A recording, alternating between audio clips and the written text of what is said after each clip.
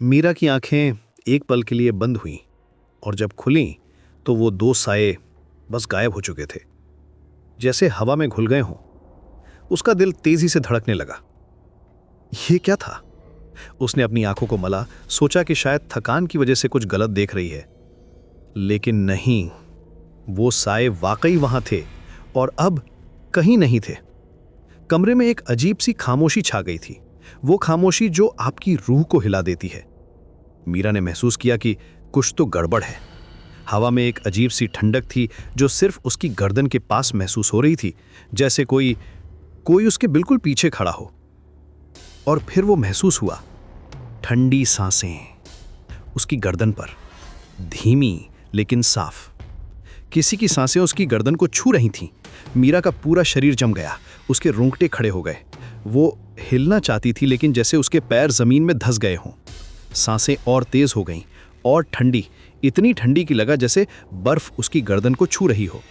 मीरा की सांस फूलने लगी, उसका दिल इतनी तेजी से धड़क रहा था कि लगा जैसे छाती से बाहर निकल जाएगा। वो जानती थी कि उसे पीछे मुड़कर देखना चाहिए, लेकिन डर रही थी। क्या होगा अगर? लेकिन वो और बर्दाश्त नहीं कर सकती थी। धीरे धीरे, बहुत धीरे धीरे उसने अपना सिर पीछे की तरफ घुमाया, पहले थोड़ा सा, फिर और जब पूरी तरह मुड़ी तो जो देखा वो उसकी जिंदगी का सबसे डरावना पल था। वहां खड़ा था उसका पति राज, लेकिन वो राज नहीं था जिसे वो जानती थी। वो मर चुका था 3 महीने पहले, और अब वो यहां था।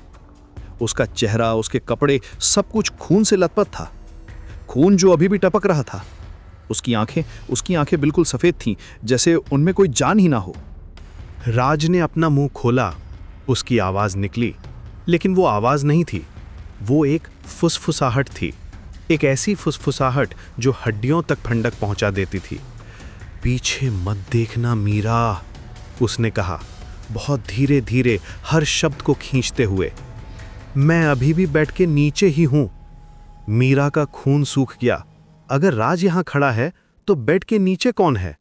उसने महसूस किया कि कुछ तो बेड के नीचे से हिल रहा है, कुछ रेंग रहा है, और वो आवाज, वो खरोचने की आवाज जो फर्श से आ रही थी।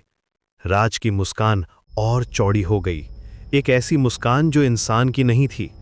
मत देखना मीरा, उसने फिर कहा, कुछ चीजें देखने के लिए नहीं होतीं।